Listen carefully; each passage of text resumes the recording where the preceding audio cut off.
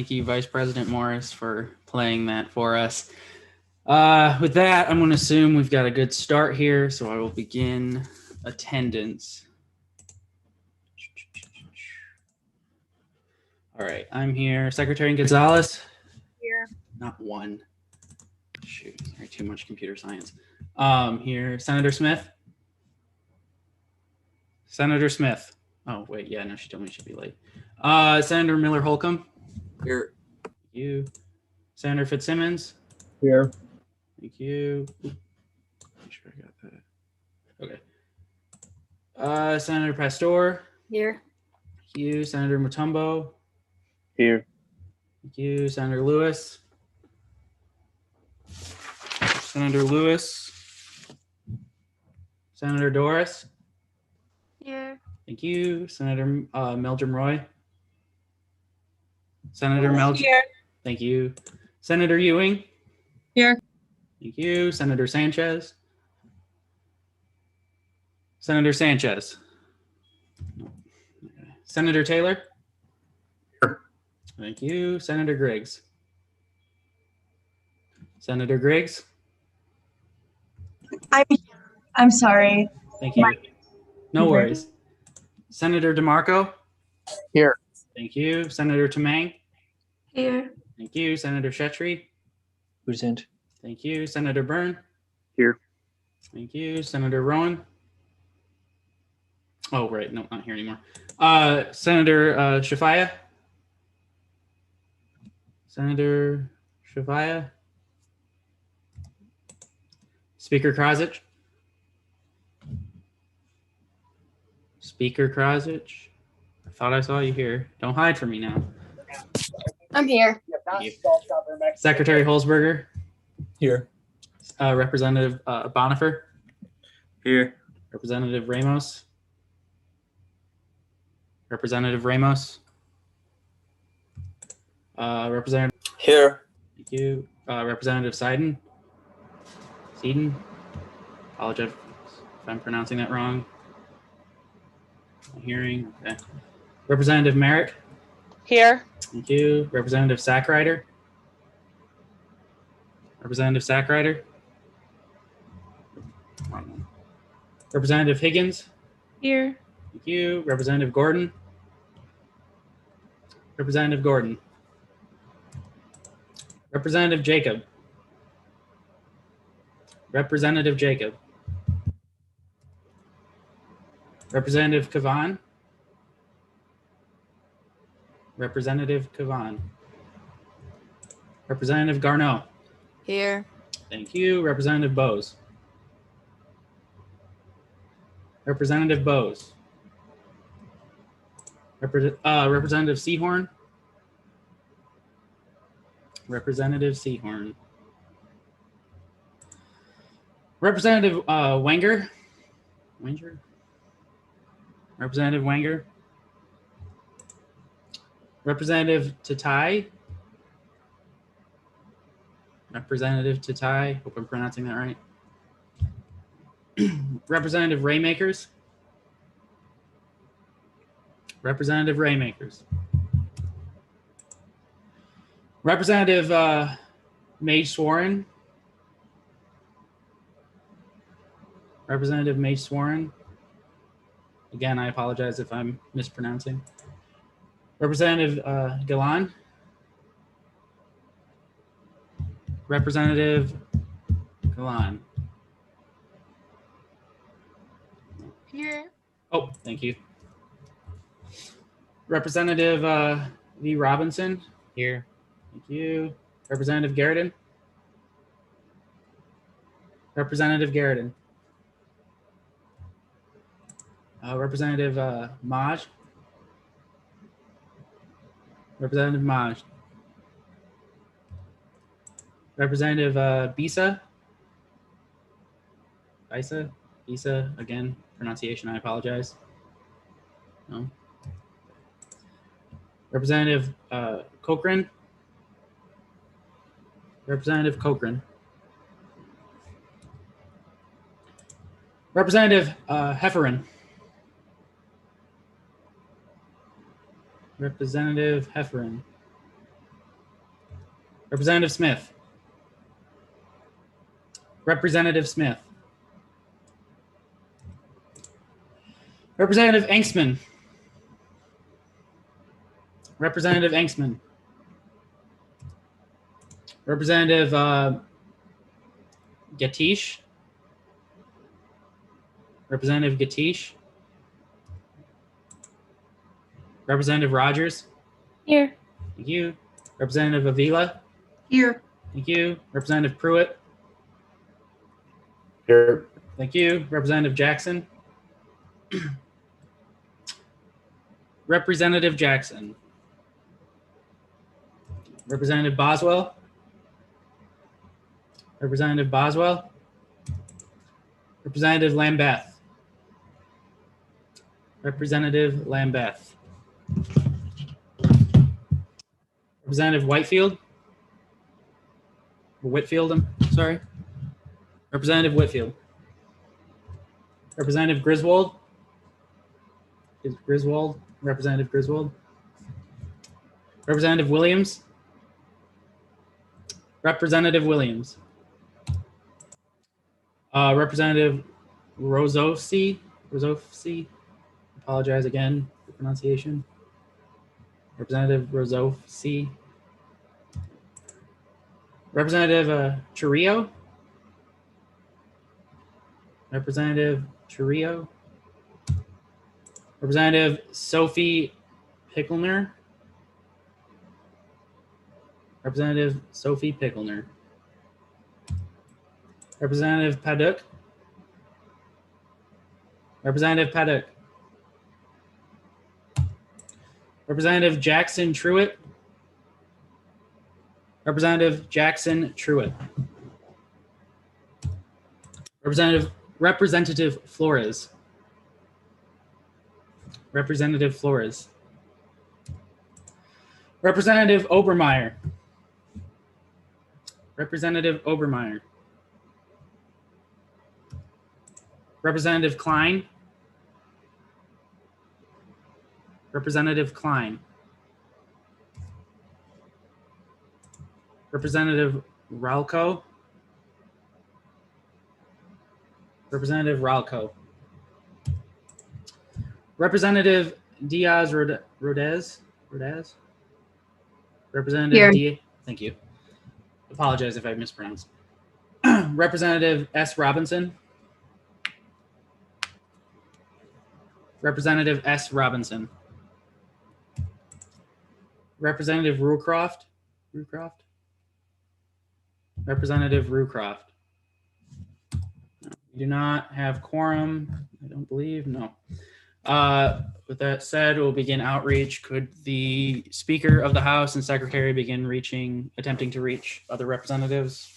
And then Secretary Gonzalez, will you help me to locate a few of our missing senators? If you are here and you see your name marked as not here on here, please speak up so I can correct that. But until then, we have no quorum and cannot begin.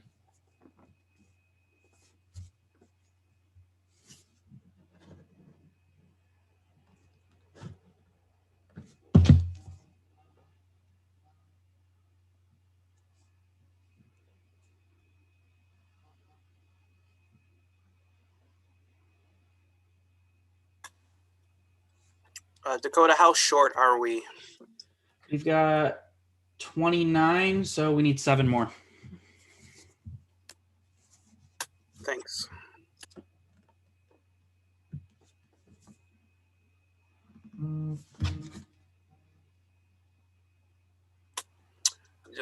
I would recommend that, we do the outreach that you all spoke of, and then because we have guests, and that's a non-voting matter, I think you could proceed with the things that are non-voting. The guest speakers? Okay. So yeah, give it a little bit longer, but then you can move on to things on the agenda that don't require a vote. Will do. Thank you.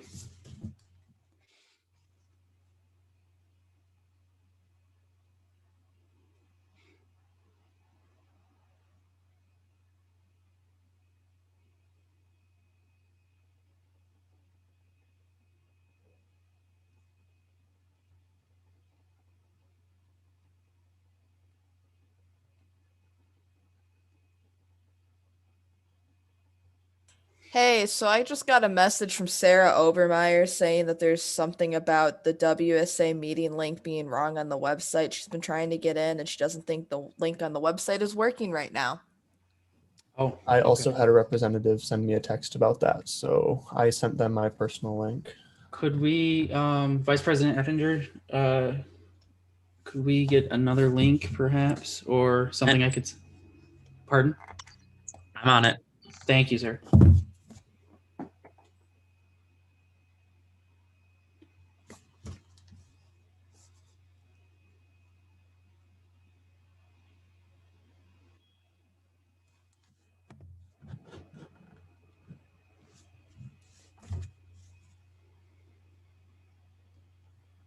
The actual link has been sent in the Slack Legislator chat. Thank you.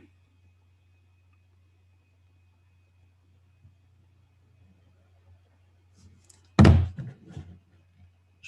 name's not on the attendance list. Oh, right. Senator Leinhart. Yep. Okay. I'll write you down because you're still new, Senator Leinhart. That'll bring us up one. So let me. Representative Whitfield is here. Whitfield. Thank you.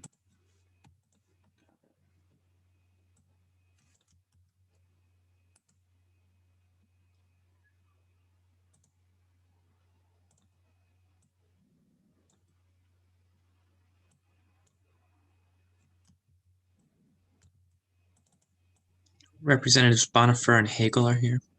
Thank you. The link has been updated on the website as well.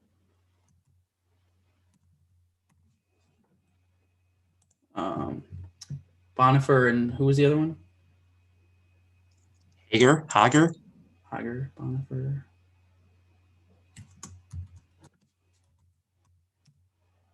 How's that spelled? Hager. I'm not finding them.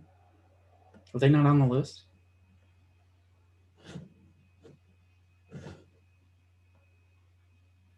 Apologies, it's Hagel. Hagel. EL, okay.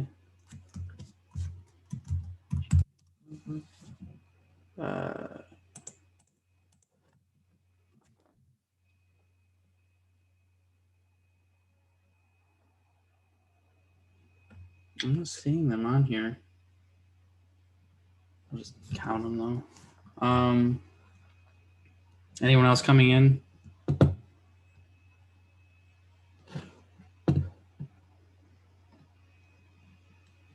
Sarah Obermeyer is here. Okay. Thank you.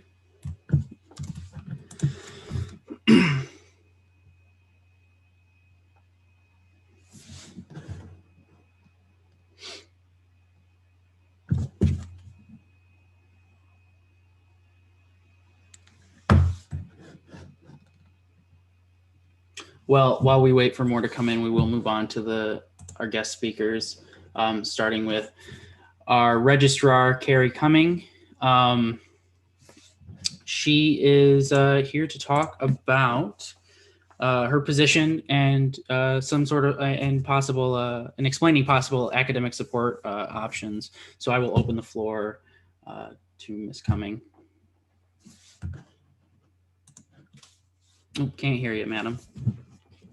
I'm sorry. I said hi, everyone. It's nice to see you this afternoon. So to get started, hopefully I'm able to share my screen here. I just have I'll give you a kind of a brief overview of what we do in the registrar's office. It's kind of hard sometimes to explain all the different aspects of the campus that we impact. Right now we have about 20 or 18 full-time employees in the registrar's office, and we're kind of categorized into 4 different, I guess, buckets. So we have a scheduling and catalog responsibilities, and that basically involves working with, sorry about that.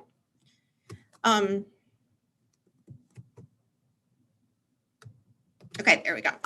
We work with the curriculum managers and various curriculum and faculty senate committees on campus. and we manage the final steps of the curriculum review process. So when a new course is developed or a new program's created, once we receive those final approvals through the curriculum process, we enter the information in Banner, we enter it in DegreeWorks, and we enter it in the catalog. So we also produce the annual undergraduate and graduate catalogs. We maintain and support DegreeWorks, which hopefully all of you are familiar with. We oversee the scheduling of courses as well as the course fees, coordinate the room scheduling process, so all the academic spaces on campus we assign rooms for, and we create the final exam schedule. Another branch of the registrar's office is graduation auditing. And here, I assume some of you have already applied for graduation, but we conduct a thorough review of the student's academic record. So once we receive the application for graduation, we do the initial audit. We do another pass of the audit once the student reaches their final semester at Western. And then at the end of the semester, when we award the degrees. We also assist and advise students on university regulations and program requirements, and we coordinate the commencement ceremonies. And so if any of you are graduating in April, you should have an email very shortly with details regarding the April commencement. Another portion of the registrar's office deals with academic records. So we are responsible for overseeing the accuracy and security of academic records.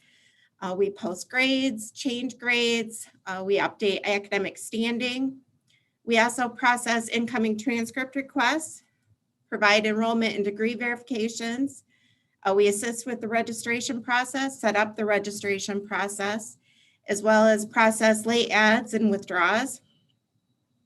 And we certify students for VA benefits and also manage the reverse transfer agreements with Michigan community colleges.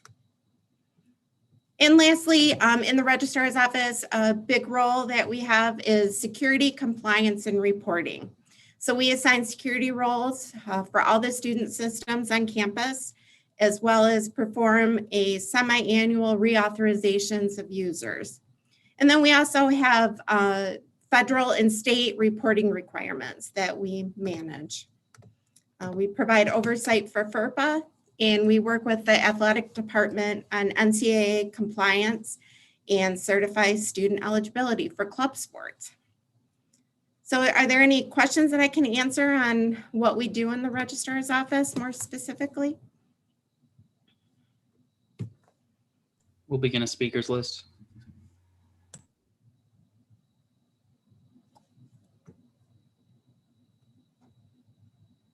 Vice President Theory.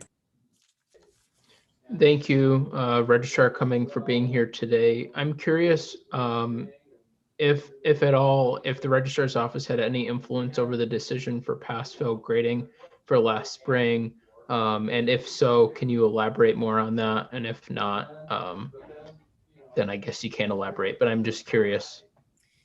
So in the Registrar's Office, we aren't responsible for setting academic policy. We just enforce and implement university policy. So that was a decision that was made through the Provost's office with consultation from the Faculty Senate. Thank you. Mm-hmm. President West. Thank you so much for being here and accepting this invitation to come and present. My pleasure. I think it's important that our students know who our lovely registrar is. So you're an expert on the catalog, and I'm just wondering if you could explain sort of the options students have given this virtual world that we live in, and the connection and kind of limited accessibility some students may have to their professors. So could you provide students with a little bit more information on kind of what other options they have other than a pass-fail or a credit, no credit option? So like incompletes, everything like that. Yeah, absolutely. So an incomplete, that you would initiate that with your instructor. And that an incomplete is a temporary grade, and it's assigned when something outside of the student's control prevents them from completing the course. An incomplete cannot be given as a substitute for a failing grade. So a student would need to be passing the class at the time they request the incomplete. Students have 1 year to finish the work on an incomplete unless the instructor sets a shorter time frame. And after the 1 year period, the incomplete will convert to a failing grade.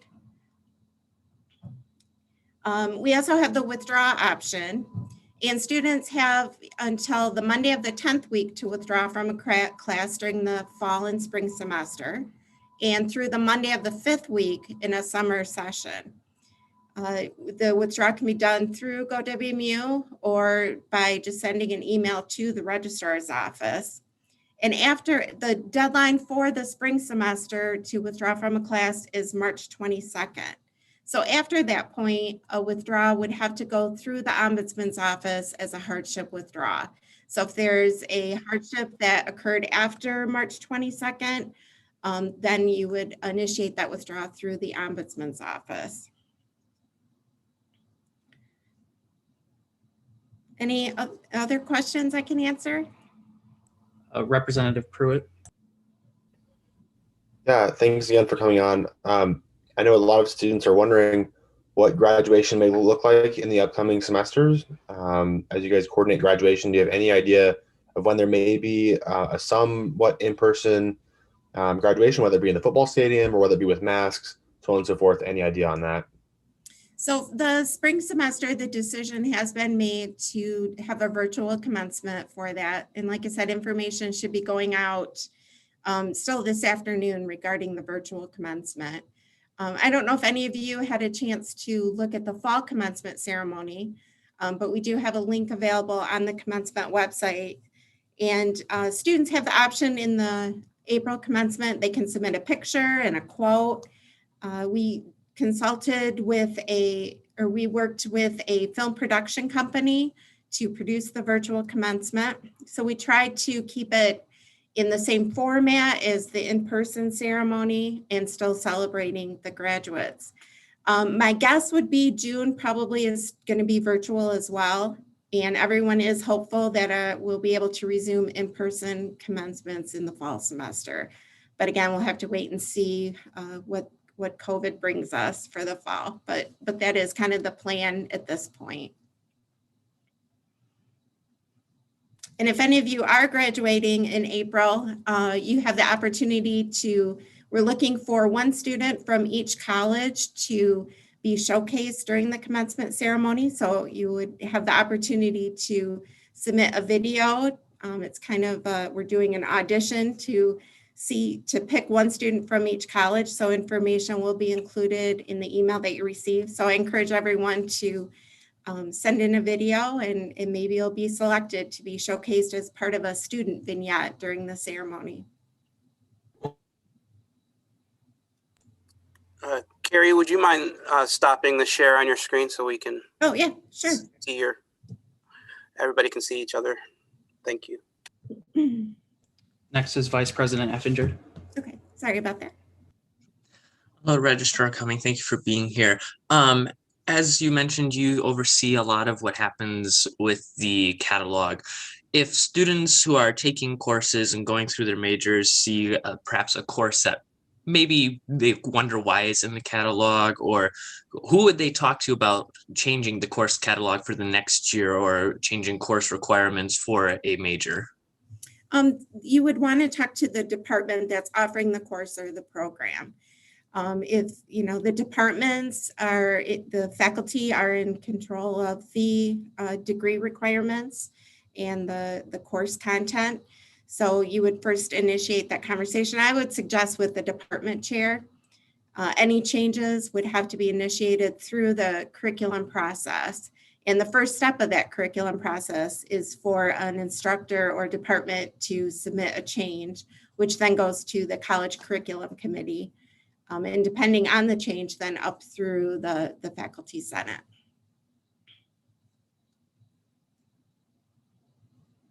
We have Mr. Chris Sly.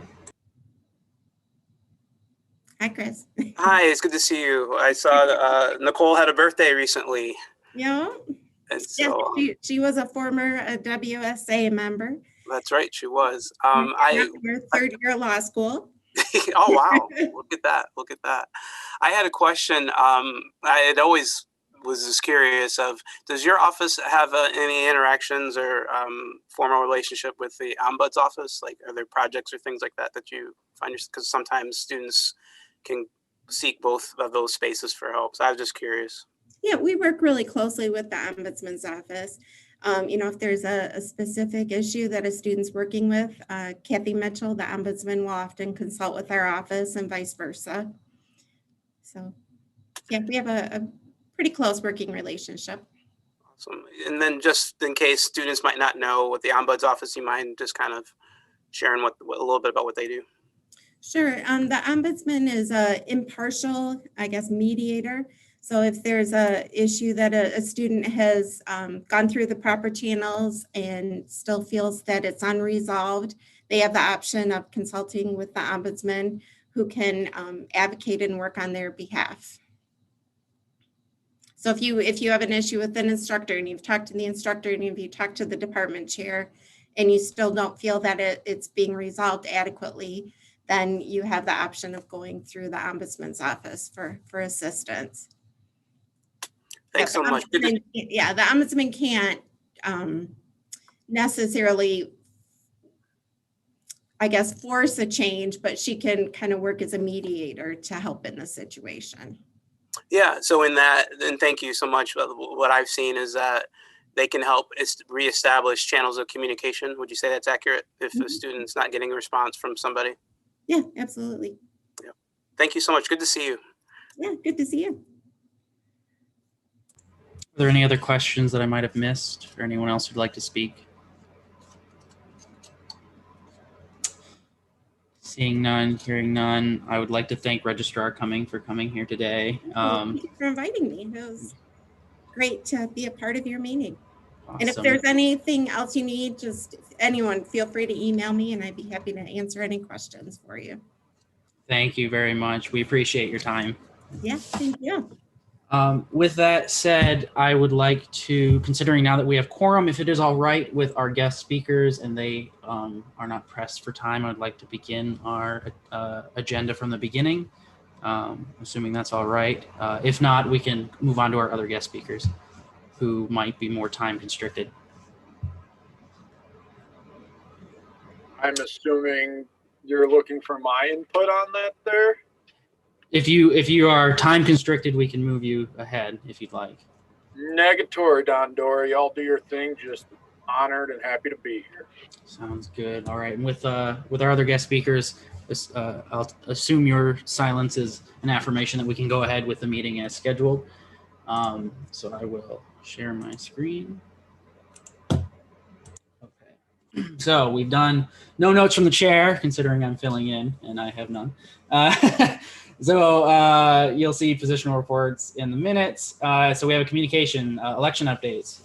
Co-chair Kathy Garneau, you have the stage. Thanks, Dakota. I'll make this really quick and easy. There's just a few things. Oh God, okay, I can see my massive face. Let's minimize that, thanks. I just have some communications from Ruby, who can't be here today due to some stuff that came up. Basically, several people have emailed Ruby that you're interested in running, but you haven't submitted an intent to run form, whether it's to be senator or a slate.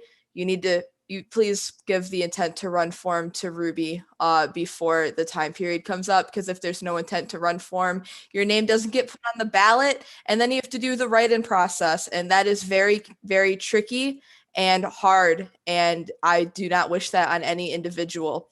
If you can't find the form on the website, or I'm sorry, you can find the form on the website, please email it to wsa-vprba@wmich.edu. I'll put that in the chat when I'm done. Senators that have submitted an intent to run form, only 3 of you have scheduled a one-on-one with Ruby. That is also a requirement.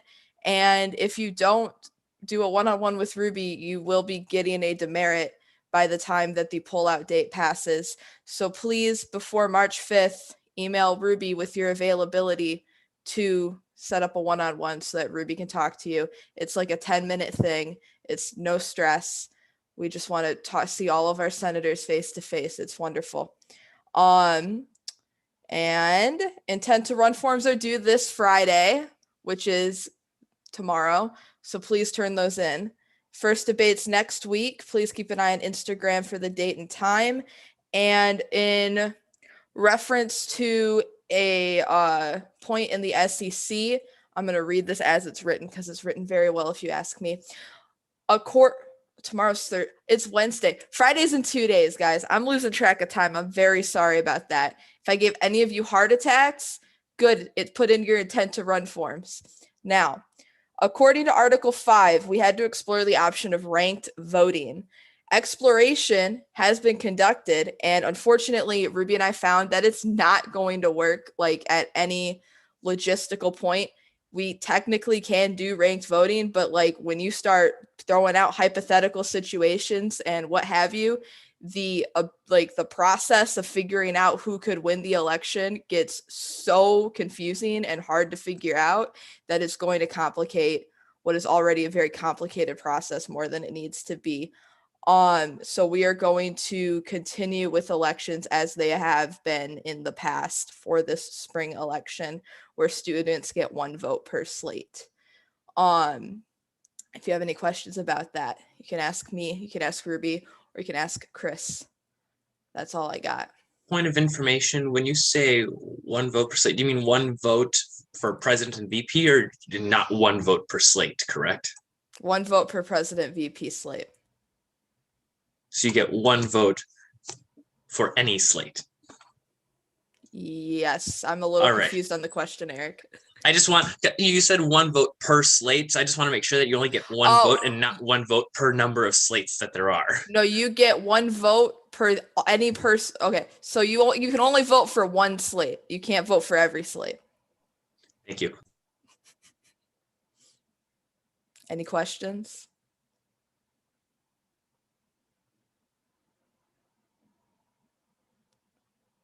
All right, seeing none, I'm just going to pass the torch on back to Dakota.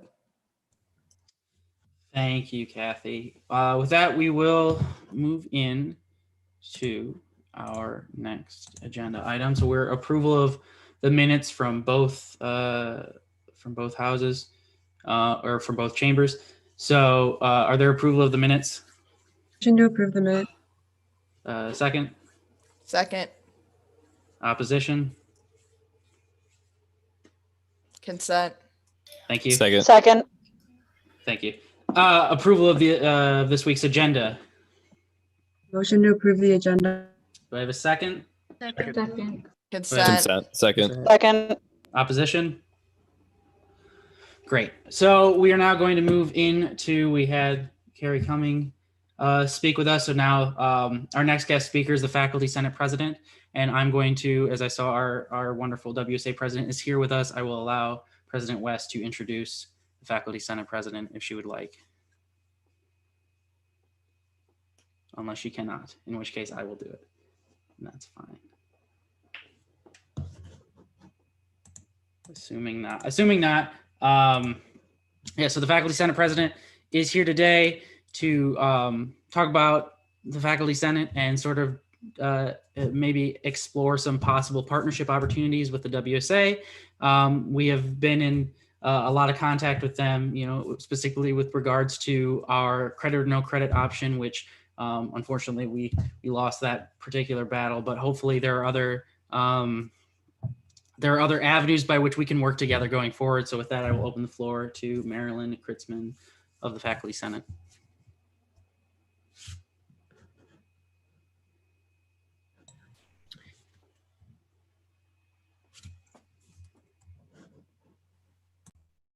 Good afternoon, everyone, and thank you for allowing me to join your meeting.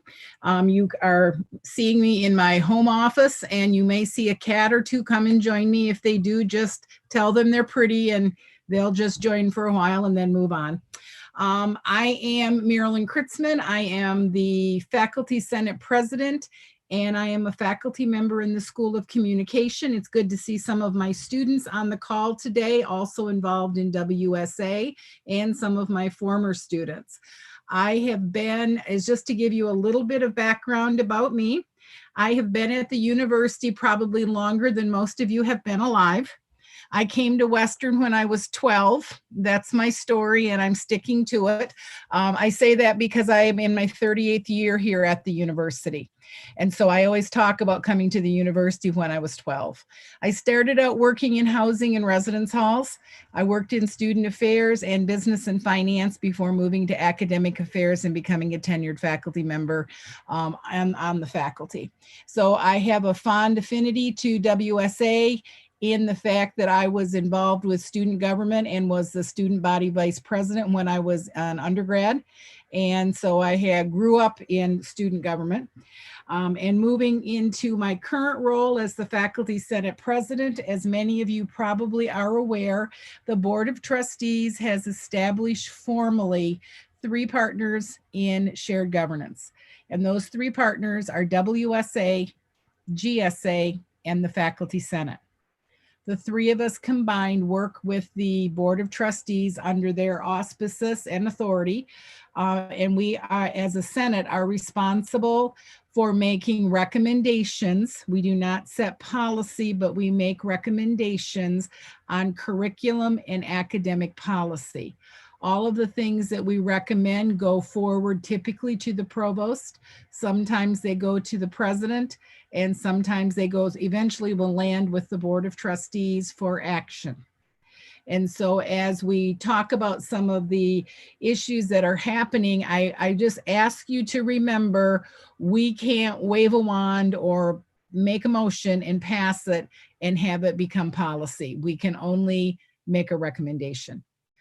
We have very much enjoyed working with your current leadership on many issues affecting the student body this past year. A couple of things that we're working on right now as of one of our last meetings is we'll be working collaboratively on the establishment and the feasibility and the establishment of Juneteenth as a holiday at the university. That is a committee that has got to be, we have to establish that through the provost's office, and we'll be making collaborative recommendations with her. The second thing that the Faculty Senate is actively involved in is providing the I call them they're the templates for the syllabus statement, meaning that we put together as a Faculty Senate, we put together recommendations on what professors and instructors should include in their course syllabus. We have things that we consider are required, then there are things that we recommend. And so we work on that and keep that updated. Unfortunately, the national or global pandemic has thrown so many things into array. And so we're in the process once again of working on those of those syllabus templates. But when we had our joint meeting a week ago with Taylor and Jacoby, and we talked with the provost, the Faculty Senate is going to be asking representatives from WSA to join in with my faculty colleagues to review the syllabi, looking to see what types of things should be incorporated, whether it's technology requirements, more information about the Help Hub, things of that nature, because part of what we're looking at here is how do we create a level playing field of success for all of our students. And a lot of what we do in the Faculty Senate is designed around what do we do to create an environment, to create a curriculum, to create academic policy and recommend on those policies that will be helpful for the success of our students. So I say that as kind of my opening comments. I'm sure many of you have questions, so I want to limit my comments so I can take your questions. Thank you. We will begin a speakers list.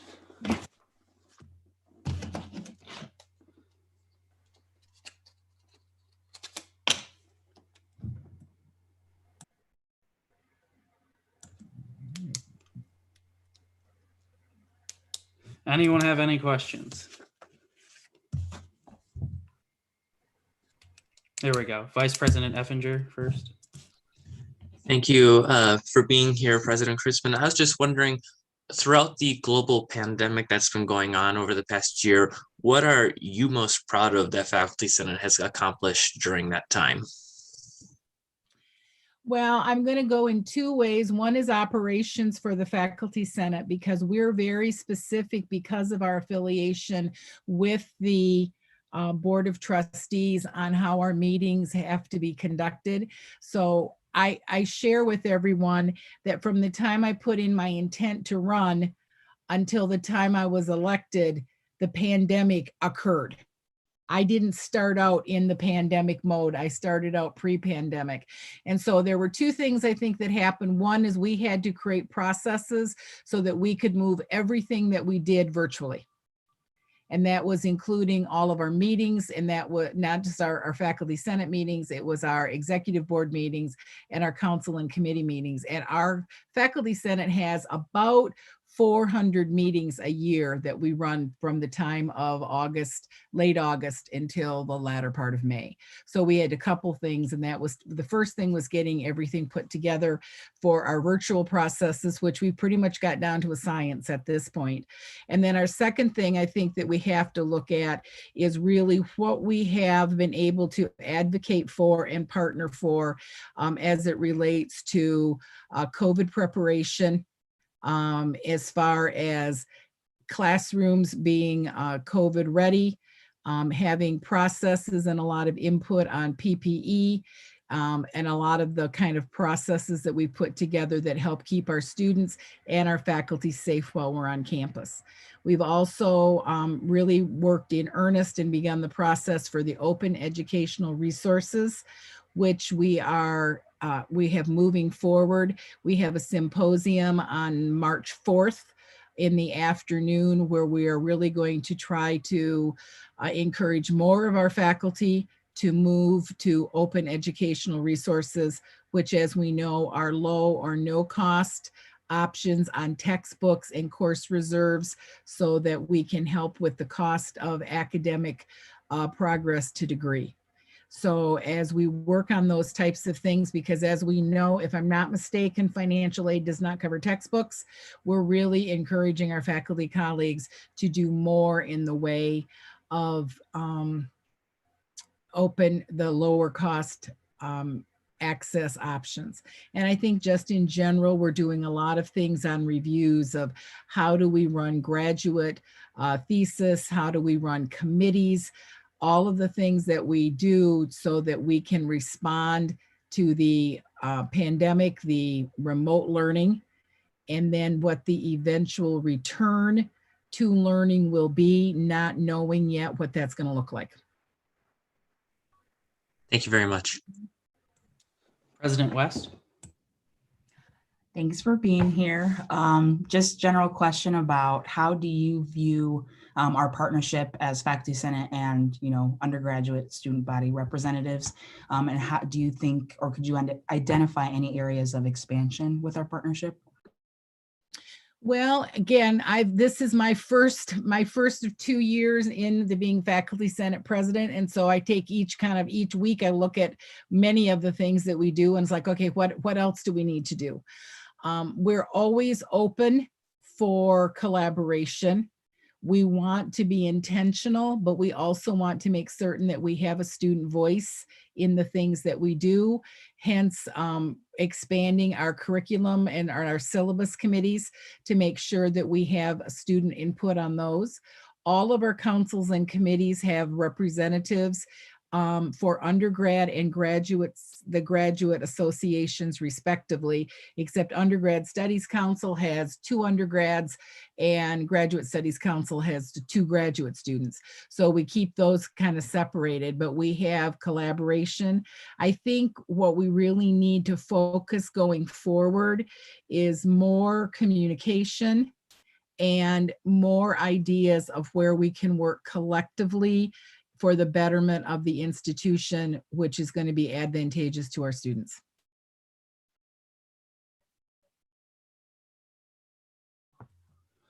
Thank you. Next is Senator Taylor.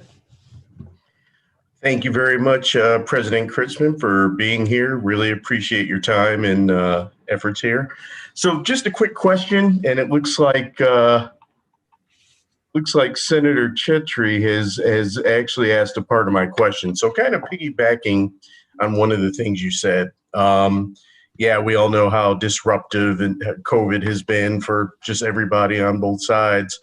However, kind of moving forward, with the new normal, whatever that may be, it really looks like the online and part of the education is going to be a prominent part of what we're doing going forward. There are a number of things that have been discussed. Senator Matumbo, Senator Chetri in the comment just now, for example, talked about early access to the syllabus, for classes, and yeah, there's some other things. And just wondering what some of those discussions have been, what your involvement has been, and just, as we kind of transition to probably a hybrid model for a lot of universities going forward, what have some of the discussions been around that? I'm just opening up the chat here so I can take a look at some of this. I'm not a talk to the computer, read the chat type of person, even though I'm trying to teach some of my classes in person and taping them with my students sitting in. We have had a little bit of conversation about early access to syllabus, but not a lot yet. I met with my vice president this morning, and we've been talking about what are the things we need to be looking at moving forward. I think there's a couple things that I would like to make sure I encourage of you, and that is that every faculty member on campus is required to turn their course syllabus into the main office for their department every single semester. So and the other thing I need you to know is that sometimes courses are assigned late. So not always do we have 3-4 months to get ready for courses. Sometimes we might have a week to 10 days. It depends on if there's any adjustment in scheduling. You are always welcome to contact a professor and ask them to see a copy of the current course syllabus for any course that you're thinking about taking in the future. I have students contact me all the time and say, can you send me a copy of the syllabus for the course? And I usually don't have mine done until later, just because of my faculty senate work and my work in all my courses. But I can say, here is a copy of what I have this semester. Here's what I anticipate might be changing. So I do that all the time. And I don't know too many people that would not honor that request. If, however, if you couldn't get that information from someone, you're always welcome to contact a department office and say, I'm thinking about taking this course, or I want to register for it. Can you give me a copy of the most current syllabus that's on file? And I have yet to hear of a department that has said they won't do that. I think they will do that readily if students request it. So I think that is one of the things that you can do. We will talk about that a little bit more as it relates to the early access. But again, depending on load, depending on people's time off, sometimes they don't have their syllabi ready a long time in advance. They know what they're going to do, but they don't have everything finalized. So I do think that we want to remember that you might get a draft and it might be subject to change. I had one of my colleagues contact me in the latter part of the summer and said he had all of his syllabi done by the first week of August. He's the only person that I know that had them all done that early. So I think we need to look at some alternatives for that. We would welcome some suggestions on that as well. But again, like I said, you can always ask for somebody's syllabus for anything that they have current, and they can let you know what they've got going on right now. Thank you, President Chrisman. Again, thanks for being here. You're welcome. Good to see you. Senator Ewing. Hi, I would also like to thank you for being here, but would you be able to just kind of summarize what, I'm sure you've touched on this already, but if you could summarize what the biggest goals of the Faculty Senate are, both like in the moment, like currently, and in the long run. Okay. Thank you. I think one of the biggest issues that we have that's current, we probably have two things, and that's number one is we're launching WES, or Western Essential Studies, launched this fall. That was a Faculty Senate initiative to revamp and re-engineer the general education curriculum that took almost 8 years for the Faculty Senate to get that started, accepted, and everything in place. And it launched in the fall. That is still, in our mind, in its infancy. It requires a lot of close and careful attention to make certain that all of the parts in the first semester are actually working, and then retooling and fine tuning it to make it happen. So essential studies is a big one, but it's also going to be an ongoing issue for several years. I believe that the Open Educational Resources Initiative is, again, while more emphasis has started, that came out of one of the Faculty Senate Executive Board members in conjunction with the libraries, or the libraries in conjunction with the Faculty Senate. That is, again, early stages, and we're hoping to have that program or concept grow. I just sent a message to all of our faculty today, encouraging them to participate in the symposium and explore the open educational resources for their classes for the upcoming fall semester and beyond. So there's things of that nature. A lot of the, I think some of the other issues that we're facing, obviously we don't know when and how COVID and the post-COVID era will change higher education, but we know it's going to change from what was March 15th of 2020. We're looking at, we're working with our academic and administrative colleagues on virtual graduations to make those more meaningful and more impactful. We have representatives on that process. That's an ongoing issue. We have Faculty Senate representation on the campus initiative on interdisciplinary or interdisciplinarity. Those words can be used interchangeably, to really look at our curriculum to make sure that we're fully utilizing all of the resources we have on campus, and making sure we have meaningful programs for our students. We're also looking at continued responses to instruction and how we offer courses. We have an academic Information Technology Committee, it's AITC, and we create what we call e-learning standards for online education. I just reviewed those this last week, and it's like, okay, time to kick these back to the committee, because it's not just enough to have a process or a policy or a standard. If they're only on paper and we don't do anything with them, they're not effective. And I just had this conversation in my leadership class.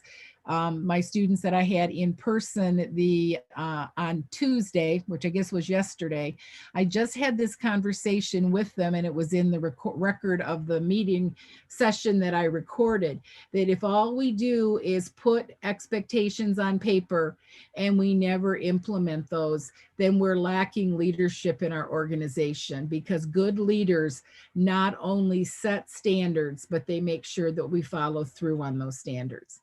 And one of the things that I think we as the Senate are looking at is we want to make certain that we don't just create an initiative, but we follow through on those initiatives to make sure that they're effective.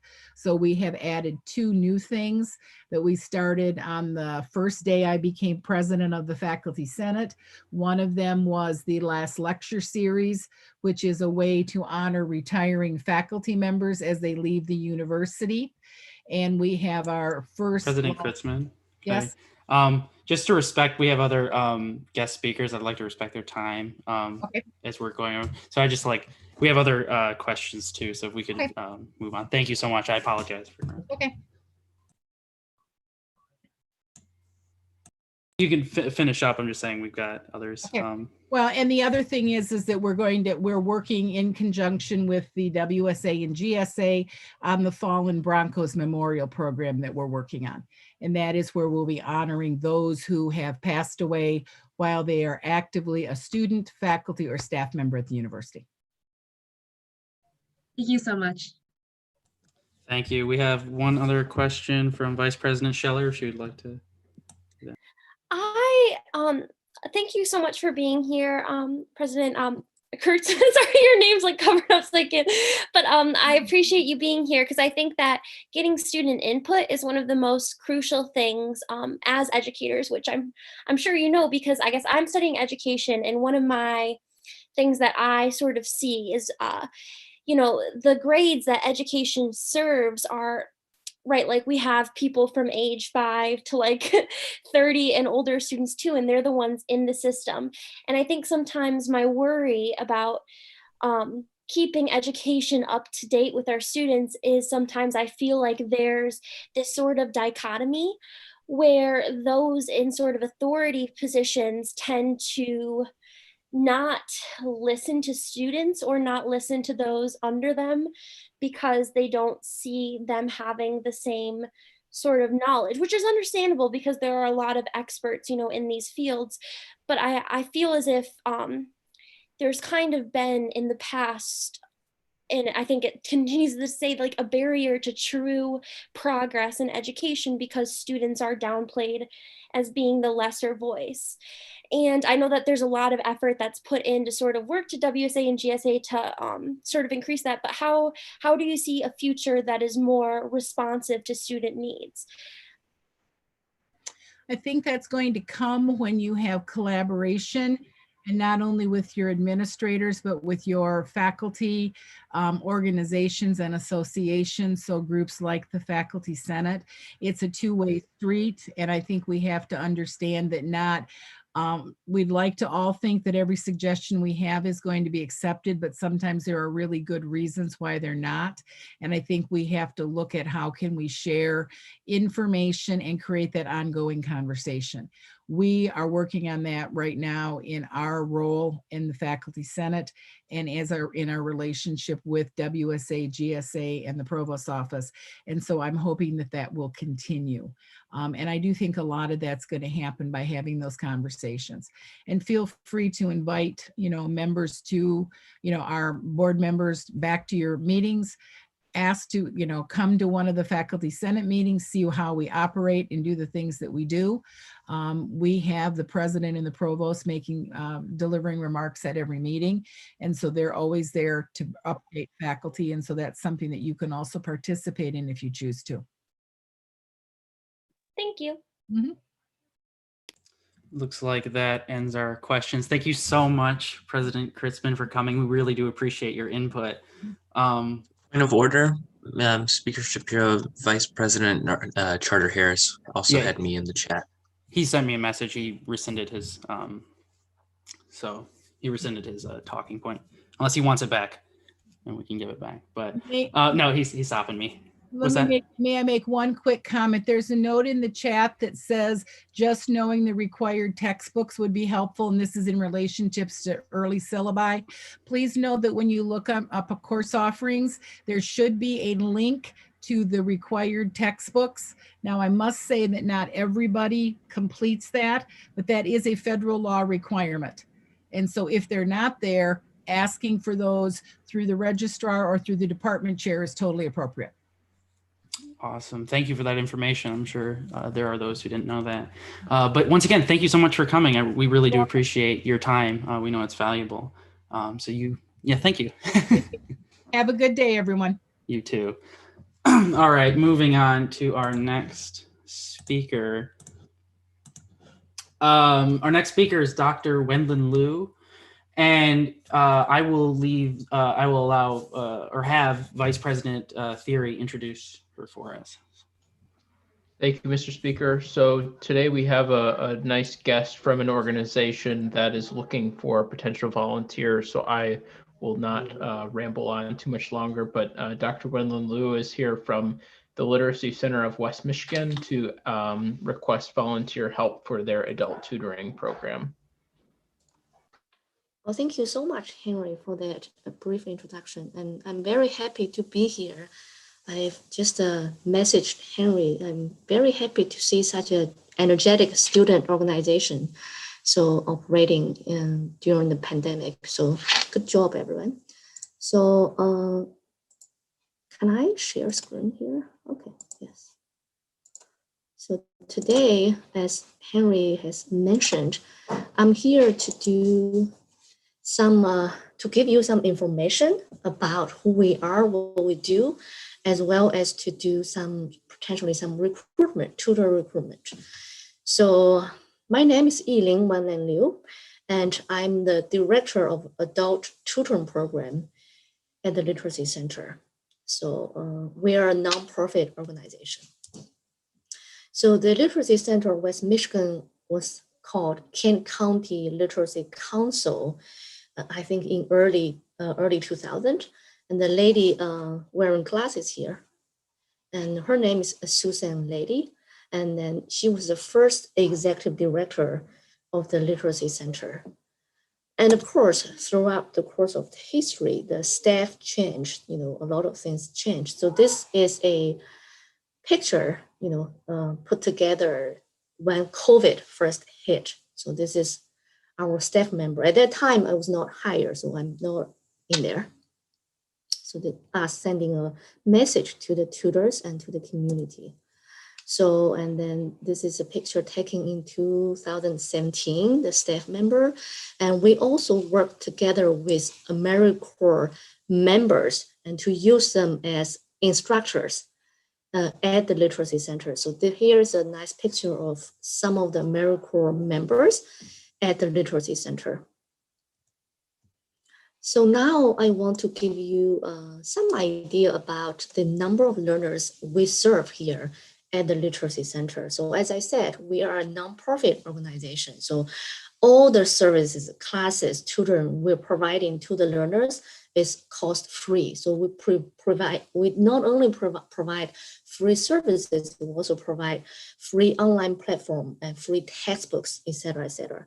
So here you can see that in 2016 and 17, and in that program year, we served 794 learners in total in 1 year. And the year follow, we, 2 learners down. So even in last program year, which is a great deal of that year, COVID already happened. So we served 730 learners. So only, 62 learners down from previous program year, which is pretty good considering we moved everything virtual since March 2020. So all the training, all the programming, all the meetings, classes were only virtual since then, starting from that point on.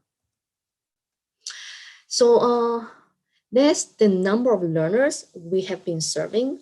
And now I want to give you a background on who our learners are. So we not only serve non-native speakers at the Literacy Center, we call them English language learners. We also serve native speakers, meaning that individuals that born, raised in this country, but they missed out their opportunity to get a education, to get a decent education. So they, if they reach out, we'll serve them as well. So the percentage is about 8% of native speakers, and that the majority, like 92% of our learners are non-native speakers. And then among the non-native speakers, these are the top 5 countries of origin. So Mexico being number 1, and Guatemala being number 2, and Burma, Sudan, and then Dominican Republic and China tied in the 5th place. So this is who our learners are, or where they come from, right, originally. So in this slide, I want to give you some idea, in terms of our learners' education background at entry. So here you can see 40%, 42% no schooling whatsoever, meaning that we work with a great deal of very beginning level, very low, very beginning level learners. And they, I think they have to overcome so many barriers, so many more barriers than each of us has to face on a daily basis in order to advance in their career, in their community in this country. So they are the most vulnerable, the group that needed most help.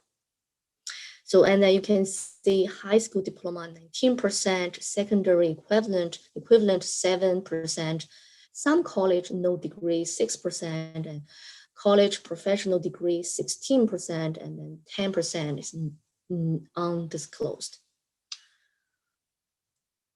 So here I want to play a little video from one of our current adult tutoring program learner, and her name is Adriana. So let's hear what Adriana has to say about her tutoring experience at the Literacy Center, what she has been accomplished so far. So here.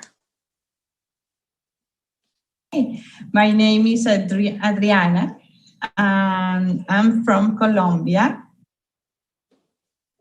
Maybe around the 5 years, maybe. It's a long time.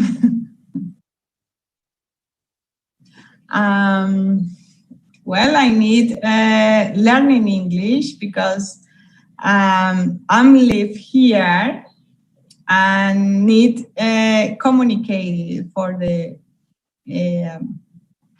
community, because my son and my daughter have schooling here. I need to understand what's happening there. Oh my gosh, this is amazing, because when I start, I can speak anything.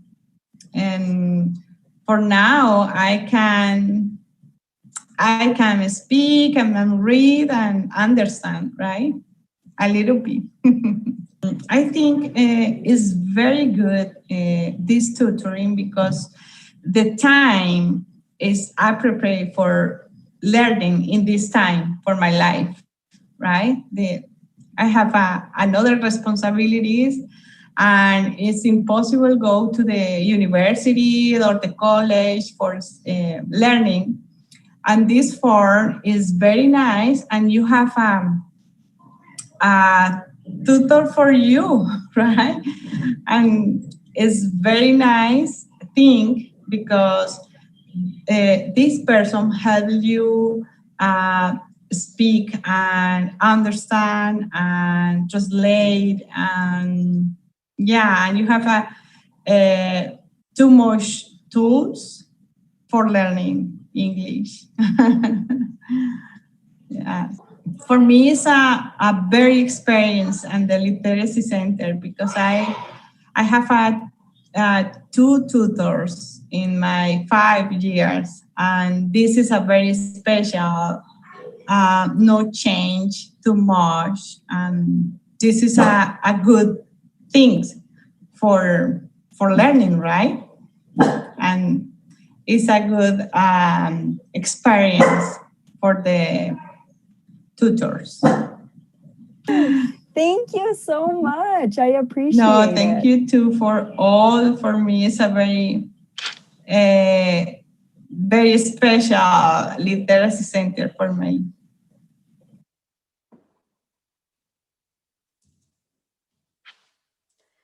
Well, yeah, there was one among many learners we serve at the Literacy Center of West Michigan. So, so we have 3 programs at the Literacy Center. Adult tutoring program is one of them.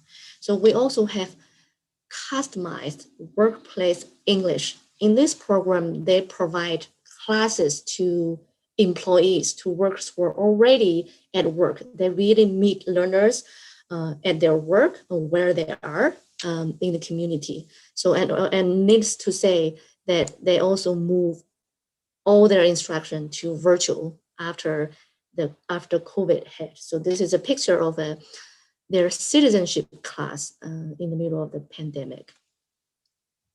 So another program at the Literacy Center is called Family Literacy Program. This program helps learners who have children that ranging from pre-K to middle school. So they really proud themselves to hold classes in the school building where the parents' children go to, and then have the parents get comfortable, get confident, with communicating with their children's school and communicate with the school community. So, and here on the right, you see a Zoom picture that we took. This is one of the virtual family activity night that we did in January this year for learners who have children that are 3 or 4 years old. And finally, we have adult tutoring program, which is my program. So on the right, you see this is how the tutor and the learner, arrange their meetings pre-COVID, like one-on-one in a public place. And this is actually at the Literacy Center. We have library, we have space for tutor and learner to utilize. And then on the right, you see a picture of a tutor and learner pair. This is actually in front of Horrocks Market, and they decide to, just take a walk outside and learning some English together. So here, overview of the adult tutoring program. Right now, we have 83 active tutor and learner pairs. So we have about 50 learners that are waiting, meaning that we have done the initial assessment, we have finished paperwork with them. They're waiting for a tutor to help them get started with their English study. And then, of course, as I said, our tutor training and as well as the meetings are taking place virtually only. So because today I'm here to hopefully to have some of you, inspire, right? Wanting to become a tutor with us. So, but what does it mean, right? How does it translate to you in terms of your time? So as a volunteer tutor, you will go through 10 hours of virtual training. So that's 1 hour orientation, 6 hour self-paced course, virtual course again, and 3 hour workshop. And then we ask our tutors, our volunteers to commit to 2 hours per week for 6 months. And why 6 months? Because that's our funding, ask for that many hours. And also 6 months will be a meaningful time period for the learner to make some learning gains, because we not only want to provide free services to the learners, we also want them to advance in their English skills, like spoken, listening, reading, and writing. So we also ask the parents to meet at a public location, not somebody's house, for the better protection of both parties. And of course, right now, everything is online. You don't have to worry about location. And then tutors get fully supported by our literacy coordinators, that including curriculum, training, lesson planning, ideas, or even like communication concerns, more ideas on tutoring. And then all our volunteers also have access to our library online database. You can request a book, and then online platform and our newsletters as well. So I'm gonna pause here briefly to see if you have questions.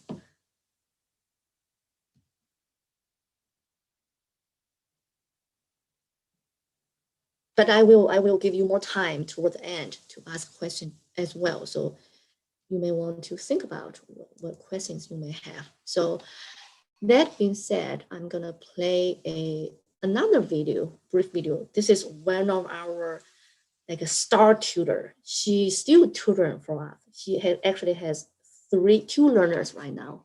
Mariella, let's hear her story.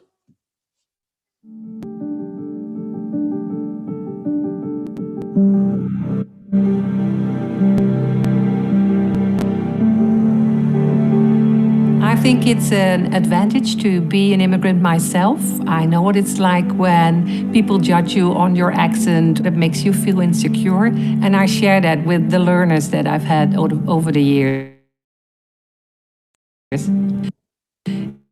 If you work with your learner, it's not about what you want to teach them. It's very much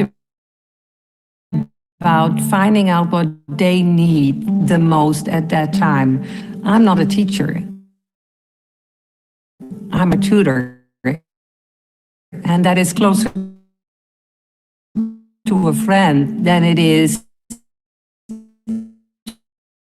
to being a teacher. She didn't teach me only language. She taught me like life. She taught me how to be happy, how to change mind. She's very positive. Now everything's good. I changed, even my thinking. And I think that's what you experience, that language is opening their eyes. That I think is my most rewarding.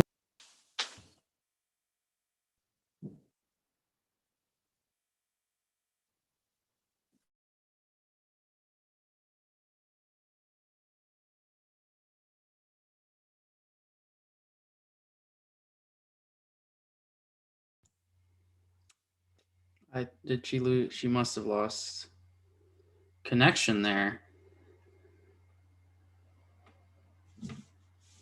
Give it a minute. There we go. Can you see the slide? Okay, yeah. So sorry about that.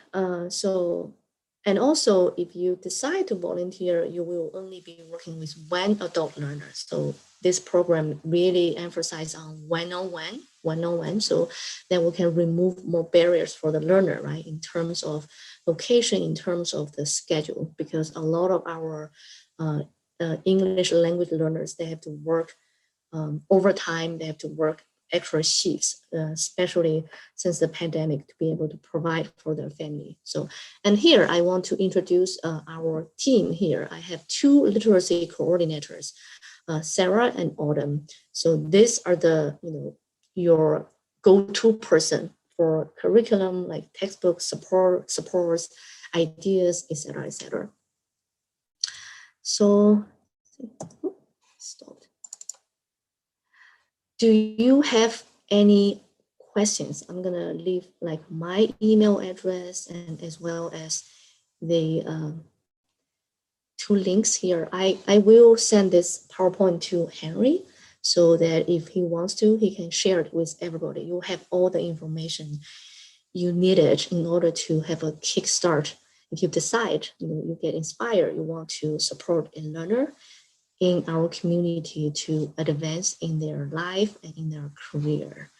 So now I'm gonna stop sharing here, and I have, a few minutes to entertain some questions. We'll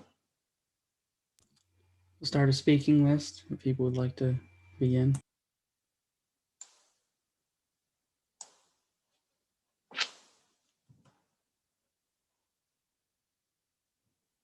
Secretary Holzberger.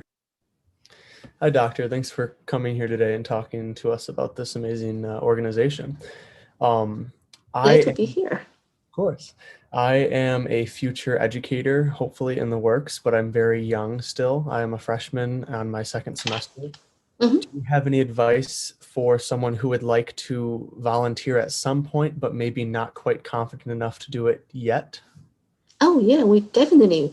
apart from the tutor, which is a longer commitment, we also have conversation club. We also have the virtual family activity night that we can use volunteers as well. So I would assume conversation club will be a good starting point for you. So you can they meet once every week and 2 hours per class meeting. So you can come in and help in the breakout rooms, and then help the learners practice and speak, and to gain some experience and confidence before you take on this longer commitment of 6 months. Yeah, That sounds absolutely perfect. Thank you very much. Yeah. So I'm gonna type my email address here in the chat box. So feel free to email me so that I can connect you to where you want to be at the literacy center. Thank you again. You're welcome. With the interest of time and seeing we don't have any more questions, I think we'll cut it here. I'd like to thank you, Doctor, for doing this wonderful presentation. I really enjoyed it. Well, thank you so much for having me. Henry, I'm going to send you the presentation so that everybody has the information. Great. I'll make sure everyone gets that. Thank you so much. We appreciate it. Thank you. Thank you. It's good to see you. Alrighty, thank you so much. Moving on. So on to our next agenda item. So we have no joint legislature, which is great. Nothing to vote on there. But the House does have something. So with the House having one item and the Senate not having another, we have two options here. We could entertain a motion to give the Senate a 15-minute break and then have them come back when this is all over so we can do announcements and all that, or we could push announcements before House information or before the House item and then release the Senate altogether. So I will leave, I will be open to a motion. Otherwise, the Senate can sit through the House thing if they would like.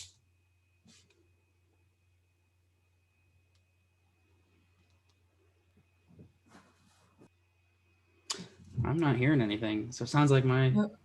I make a motion to move the announcements above the House's unfinished business so that we can get the senators out of here a little earlier. Do we have a second on that? Second. Consent? Consent. Opposition? With no opposition, this will be Control X. Oh, yes, continue editing. Oh boy, come back, Control X. And we'll just put that right here. Great. Great. That's where it's going to go amidst unfinished business for some reason. All right. So with that, we'll do 30-second shout outs. So legislators, if you have anything you'd like to say, you have time to do so. We can start a speakers list. Representative Garreton, you are up. Yeah, I just want to let everybody know Cylon's hosting a blood drive on March 11th from 12 to 5 p.m. And it's everyone arriving will get like a $10 e-gift card to be used. So it's pretty cool. And I can put the link to register on the chat. So yeah, and everything's going to be all COVID friendly. There's going to be slots for you to sign up for. So you're not going in when someone else is there. So yeah. Awesome. Thank you. Have we anyone else? Any other legislators who'd like to speak? Say something. Anything you want. Talk about your day. I mean, you might not get... Turn in your intent to run forms, please. I love you guys. You heard it here. Intent to run. If you want to be a senator next year, or perhaps you want to run for the presidency, perhaps we got some ambitious people out here who want to lead the WSA valiantly. You have until Friday. So I'm not saying anyone else. Legislator-wise, so cabinet notes. Any cabinet members? Vice President Effinger. Thank you, Acting Chair Shapiro. So I have two things real quick. One, the spring 2021 prom lottery sign-up is live. See link in chat now. You are more than welcome to sign up. Just remember that if you would like to bring a guest, they must be a currently enrolled student at WMU.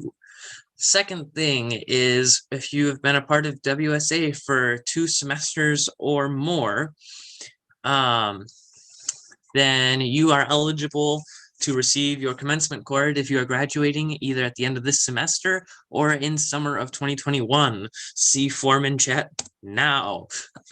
This form will close on Sunday at 11:59 p.m.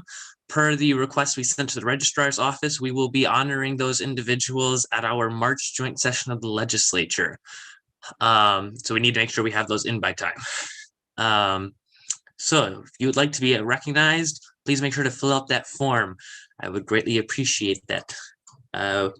With that, I yield. Next, we have President West. Okay, I got a couple of things for you. First, if you all do not look at the positional reports, please do that. I know, especially on my section, I have, what help we need from legislators. So please review that, look at what your cabinet members are working on, and then that could even fuel your conversations for when you get in committees.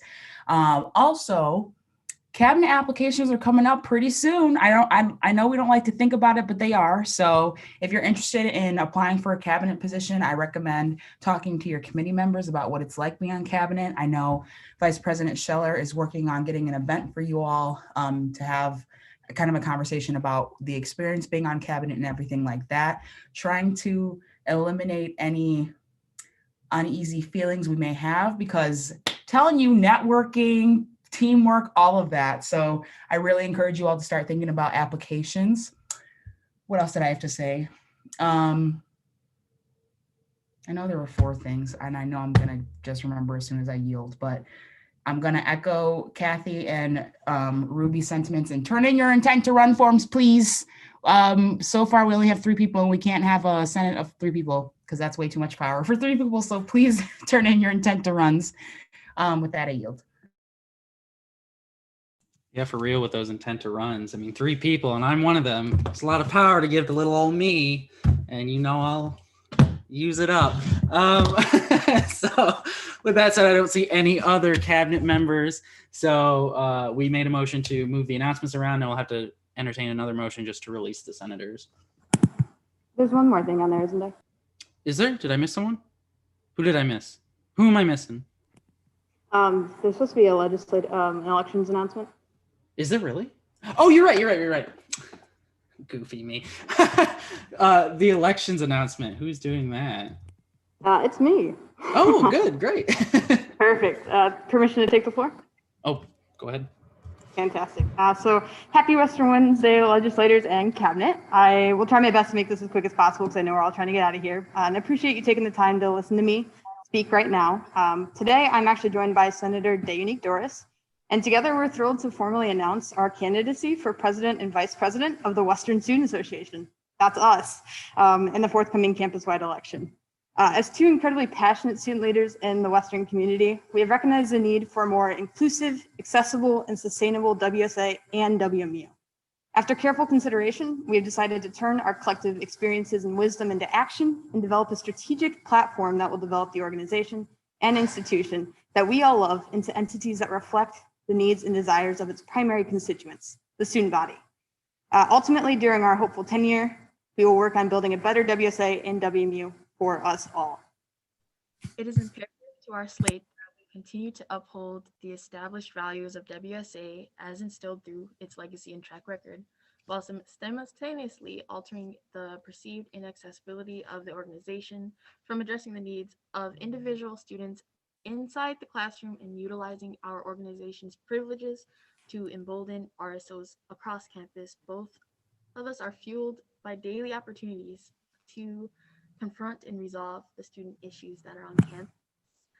Yeah, perhaps on the opposite side of that coin remains improving and sustaining WSA's ongoing working relationships with administrators. Let it be clear that there remains a necessity and intent for our anticipated administration to continue to foster meaningful change with these shared governance partners. After all, these people are almost ubiquitously outserving any of us as lone WSA administrations. And to neglect their capabilities over our own egos would be inexcusable and unsustainable for our organization and campus community.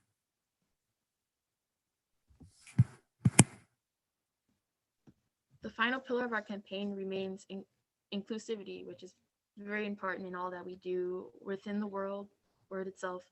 There are smaller yet insightful words that we wish to highlight for you all today, and that is the word us. In the context of our campaign, if not yet made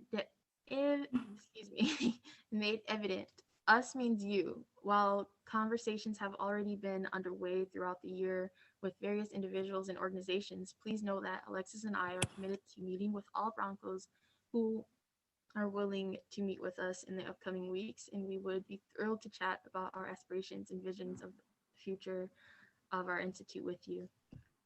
Yeah, ultimately, our platform, as any platform that truly serves its constituents, is pliable and subject to change. Because we are pledging to push the envelope of what it means for student government to serve its constituents, we must continue to gather students' thoughts on what accessibility, sustainability, and inclusivity means to them as learners, community members, and individuals. With that being said, we'll be hosting our weekly joint office hours on Tuesdays from 11 a.m. to 1 p.m. via Zoom, but we'll also be readily available via appointment at other times throughout the week. To learn more about our platform specifics, voice a concern, ask a question, book an appointment with us, or just chat, please check out our official campaign Instagram page at WMU4Us, all one word, by the way, no periods or dashes. We cannot wait to hear from you and work on fostering an inclusive, accessible, and sustainable community for us all. Thank you, and as always, go Broncos. Thank you both for that announcement. That said, we'll have to entertain a motion to release the Senate, so I'll wait. Motion to release the Senate. Do I have a second? Second. Consent. Consent. Any Second. opposition? Not hearing opposition, then the Senate may leave. You are all excused. And the House, we will move right along to the collaboration request that was unable to happen at your last meeting with Mr. Mike Brodowski. So I will open the floor to him this time. Thank you very much, Senator. Appreciate the time. Appreciate y'all being here. First off, from the bottom of my heart and all the other students' hearts on campus, appreciate everything you all do for your fellow Broncos. Here in regard to a collaboration request for the Student Recreation Center, and you also, we would like to continue our partnership that we've established and that we've been building on for the past few years. And so this semester's collaboration request is for $3,000, and that money will be used to help offset some of our student wages and some of our programming in order to keep our costs very minimal, if not free, to the fellow WMU students and community out there. With how this was broken up, we submitted on the sheet our current what we're spending this semester, and our fitness staff alone, we're spending around $3,500. I think it was $3,400 to be exact, and then about $400 in intramurals, and then another $400 for the climbing wall. Intramurals has since been shut down due to county health, well, except for individual sports. So we're going to take that money that we would be using for intramurals and putting it towards a climbing wall so we can keep the climbing wall open for the month of April. We noticed that we're getting a lot of repeat customers down there throughout the semester. We've been pretty much almost hitting our capacities down there, and we've just got a lot of international students who are asking us if the wall's still going to be open because they love the variety in their workout and they just love being able to come in and do something other than some of the other individual sports that we have to offer. That's my spiel. I try not to be long-winded this time as I typically am, so I will open it up to anyone who has any questions about anything. Speakers list is starting.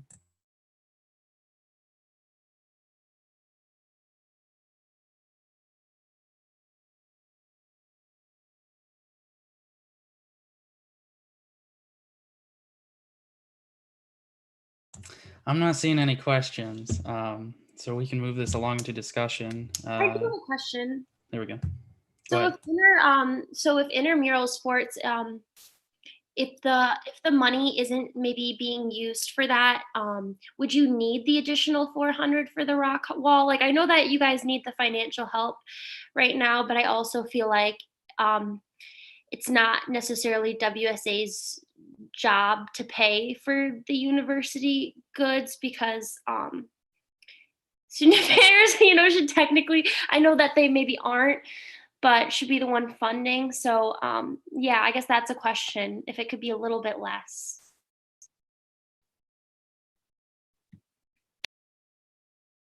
You're muted, sir. Can you hear me? You think I'd have this down by now? I mean, we've only been doing this for about a year. Appreciate you asking the question, Emma. Yeah, I mean, in a perfect world, I would love to not be here asking for you all. Then, I mean, the only downfall is you wouldn't see my beautiful face all the time.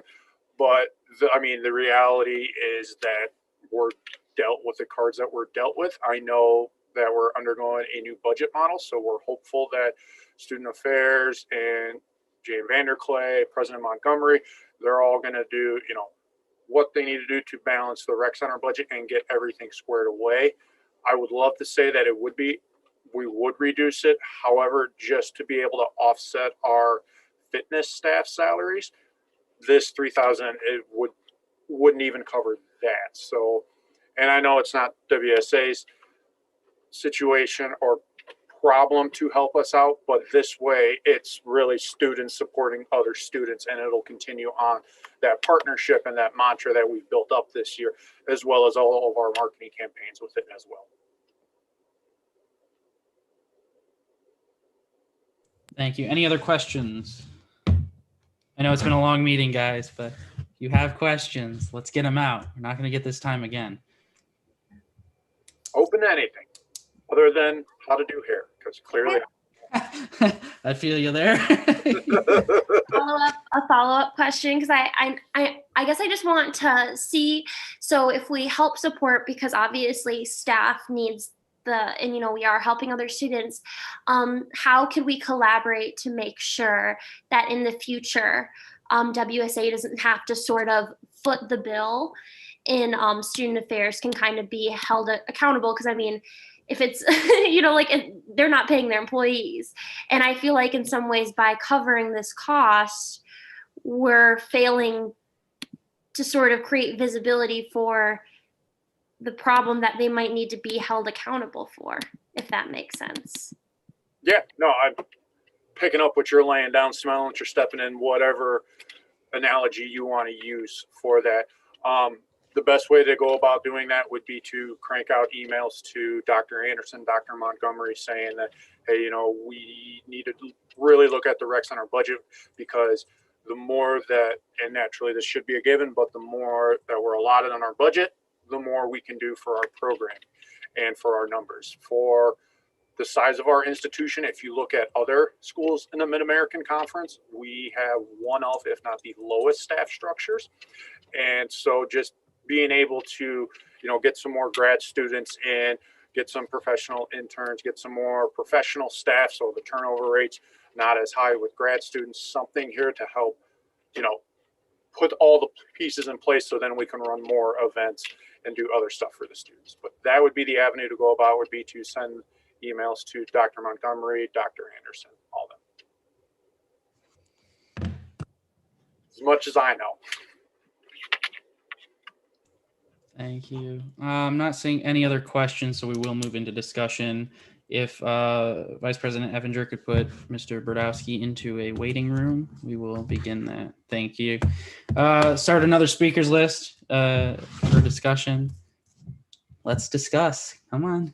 I know, like I said, I know it's been a long meeting, a lot of talking, getting close to 6:30. People are getting hungry. I know, but there's got to be something, right? I would say something, but I'm Senate, so it's not my meeting. I already did this. No? I might cry if I don't hear someone talk. I might just burst into tears. No? All right. Here they come. Crocodiling it up. Yeah, but yeah, make it. Yeah, do it, says Henry. Henry wants me to cry. The bully. Bully Henry. Anyway, okay. All right. Then we'll move right into voting on this. We'll give you 20 more seconds from here.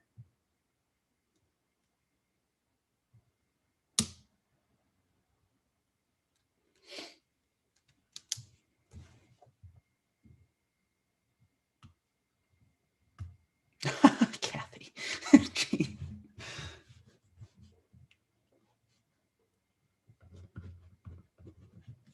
All right.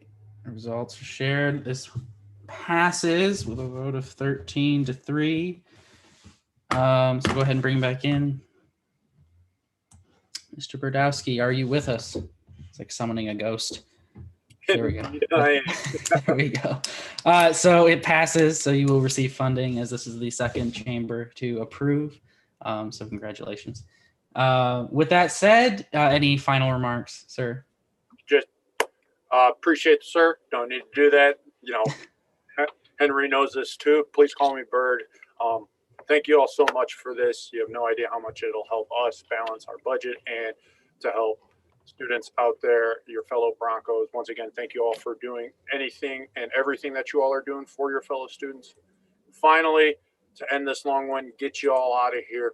If there's ever anything I can do to help any of you out, please let me know.